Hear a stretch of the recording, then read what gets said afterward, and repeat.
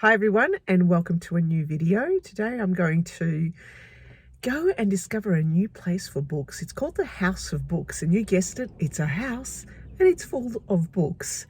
It's in Mitcham, which is a northeastern suburb of Melbourne. I've never been there. It's a bit of a drive for me, but I've got nothing else to do, so why not go and investigate some more books. Okay, you're coming along with me again. For those of you who are interested, Mitcham happens to be, 21 kilometres from the city.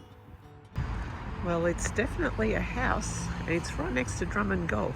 Even better, books and golf. When you enter the house, you're greeted by a hallway with bookshelves and lots of books.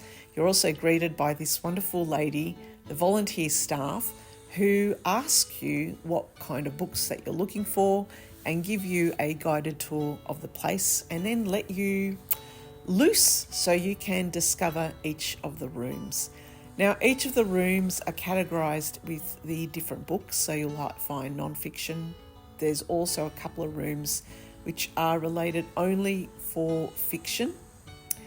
Everything is very clean, and I say that because I've been to some secondhand bookstores which are actually quite dirty and dusty and not very nice to be in. However, this one was a dream because it was also in alphabetical order, so I could find my fiction books quite easily, find all the authors I needed to find in very, very, very quickly.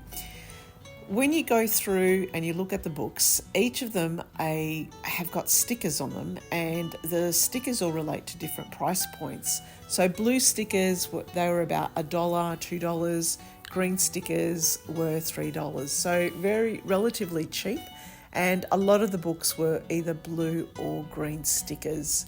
They had a great range of classic books, but they also had a range of different plays that I went through, and also the poetry books, which I had a look at. And especially, I was very surprised that they had a great range of Australian authors. And if you're interested in reading more Australian books, just stay tuned, I'll show you some. This one's a really good one if you want to have a laugh about Australia. Before the Land of Avocado. And Annabelle Crabb is also a really good author to get into. She also has a fantastic podcast.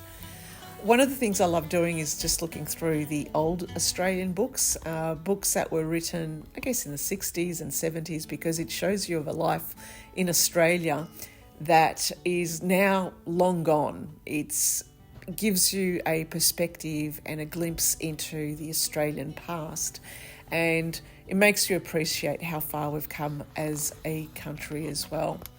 This one was really interesting. I liked the little poetry. This was a radio station, and they must have shared the different poems from the listeners out there, and I had a bit of a chuckle reading through the different poems.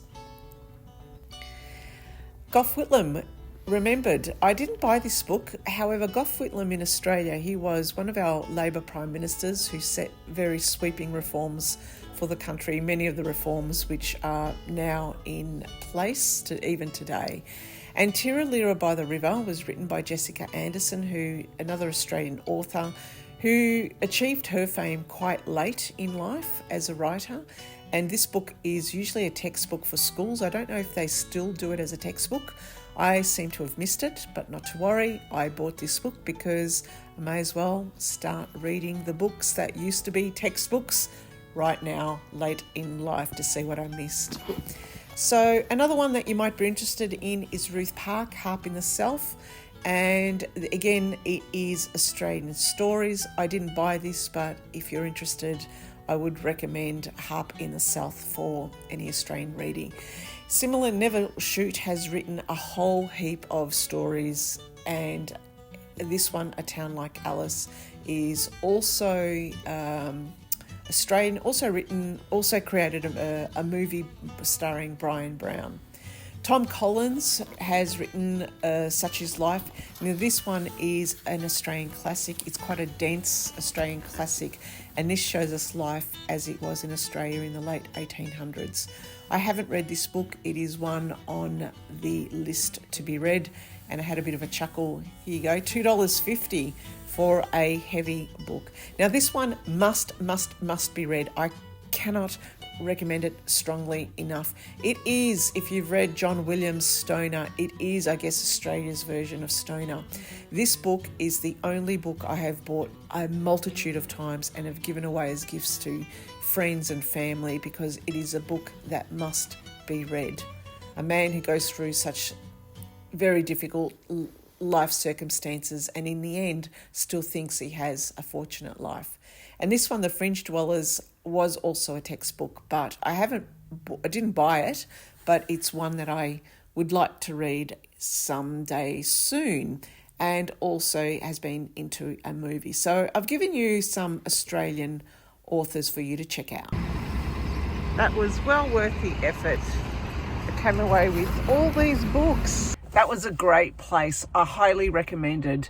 It is a clean house with lots of different rooms that have different categories of books. All books, to my surprise, are alphabeticized, so it's easy to find any books that you're looking for, and the staff are very, very helpful too. So let's have a look at what I have bought. I bought a whole heap of books, some for my husband and some for myself. Ultimately though, you'll see that I love secondhand books, and I do read books that are obviously fiction and general fiction or populist fiction as well. I love the author of Edward Rutherford because he writes stories of different cities. I've read London, I've read Paris, but here they had his entire collection of Russia, New York, Dublin, Sarum, and also they had The Forest, which those were the two I didn't buy. The reason I like Edward Rutherford's books is that it gives you a history lesson of the city in a fictionalized format through generations of families that go through the different events that happened in the city. And what I loved to do was, when we did travel, I would read the book and understand the history, but I'd also read some graphic novels. The Horrible Histories have a great titles on different cities as well, and that would be the way I would learn about the history of the city that I was traveling in. So just a really great way of learning and understanding the travels, the places, the city, the people, the culture, the traditions in a very fictionalized format.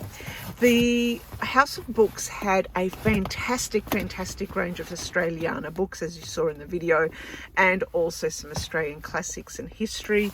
And David Malouf is an author, an Australian author who writes quite evocatively. He's won a lot of awards. His writing is beautiful, and if you ever want to get into Australian writing, David Malouf is one author who should be on your library, on your shelves. And here are some books that I found by him that I hadn't heard of before, but you just know that if you're reading David Malouf, you're reading a great story and obviously superb writing. Another one I bought was Antipodes by him, different stories. I've been getting a lot into short stories of late, and the reason I'm getting into short stories is I want to submit for a writing competition that is obviously short stories, and the more you read, the more you get to understand how writers write short stories. Short stories are really hard to write, and sometimes when I read stories from authors just like Malouf and other short story writers like Raymond Carver, the way they write is just unbelievable. And so when I write my short stories, it just simply doesn't compare. My writing seems very flat, uninspiring, and basically I want to throw my writing up against the wall. So another one is Tiralira by the River, Jessica Anderson. This is an Australian author as well. Now this book has been a school book for many years. I have not read this book, even though I have heard of it. We've all heard of it as Australians, and I thought, right, time to buy it and read it for myself. So I'll read it and do a review of this book on this channel as well. And Graham Greene, again, what was I saying about short stories? I love the writing of Graham Greene. I've got a lot of his books, and the House of Books had a whole heap of his books there too, which I didn't end up buying, but I bought this one simply because it was short stories again, and in particular I need to read more short stories if I want to write my own short stories. Now I've got some books here. These books were on request of my husband, and my husband and I have two very different tastes in books. While I like literary and classics, he likes crime thrillers, and we've been getting into, well, the series called Wolf that was recently on SBS On Demand, which you may have heard of it. It was an English show, a crime thriller about a couple of basically weirdos who harass and torture a family, and it had a big twist in the end. Look, these aren't the type of books I usually read, nor do I watch crime thriller, but this particular show called Wolf, you may have seen it, was written by Maroundah, and she's written a whole heap of other books that my husband has been collecting, and I found 3 of her books that we don't have here, and I bought them. Now, you might be surprised at Maroundah. I was really surprised about this. She's the lady who used to play the secretary, the bimbo blonde secretary on Are You Being Served?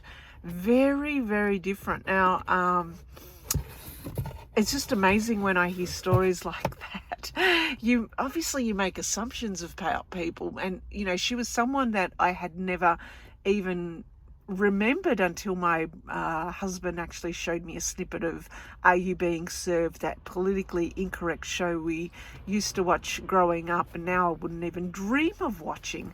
And good on her for writing these series of books. She's very well known and very, very intriguing. I mean, what got me really interested was when watching the show Wolf. I thought to myself, how do authors even come up with these plot lines that terrify you, that twist the plot, that makes you really squirm in your seat? It's just unbelievable. I just wish I had that knack. Obviously not the knack of writing crime thrillers. And this one too, you might know about it. Justin Cronin, who wrote The Passage, a trilogy. This one is the 12, which is a continuation. They don't have the third book in the series. We've got Passage at home. I've read The Passage, and I just went, meh, all right, yeah, whatever. But you know, that's me. We just have different tastes with my husband. So look, that's my haul. Now, if you're thinking, how much did all that cost? But the other thing you might be saying, well, Helen, what happens though? Why do you just buy secondhand books? Why can't you just use a Kindle or borrow them from the library? Well, that's a really good question. The thing is, I do all that. I do support our local booksellers. I do support the secondhand booksellers as well. I borrow books from the library, so I support the libraries and all the community service and the importance of community service that they play a role in our community. The thing is though, I simply can't afford to buy books new. And so if I do need to buy a book new, I'll wait until the sales, I'll wait until there are certain events where I could get the book discounted. In Australia, to even buy a good new book hardcover, it's going to cost you anywhere upwards of $35. It is very expensive, and a normal typical modern day popular book, a novel in paperback, that'll cost you about $25. It is actually quite prohibitive, and I simply cannot afford it. So I do this. Each of these books have a little sticker, and so the sticker all signifies the cost. The green sticker was $3 and the blue sticker was a couple of dollars, $2. So really, really cheap. And what happens is, for those of you who are thinking, well, what do you do with all these books? You're collecting a whole heap of books. that, well, what I do is obviously I will read them, and if I deem them interesting enough to stay in my collection, and usually the things that I would keep are the literary ones and the classic books for my own collection, because I know I'm going to read them and reread them. And in particular, you can't go wrong with obviously classic books, because they will always be interested, and especially shops would always be interested in taking them off your hands as well.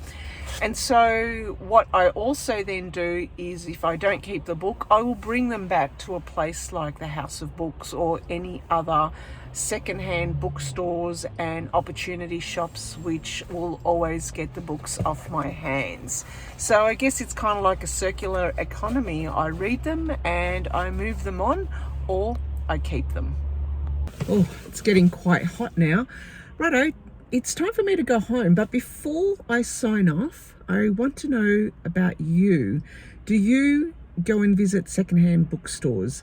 Are secondhand bookstores and opportunity shops and secondhand old booksellers, are they a thing in your town? Do you have them? What do you like about them? What kind of books do you get from them?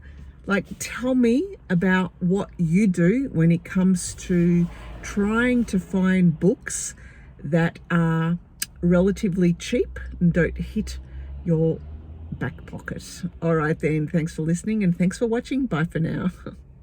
Thank you very much.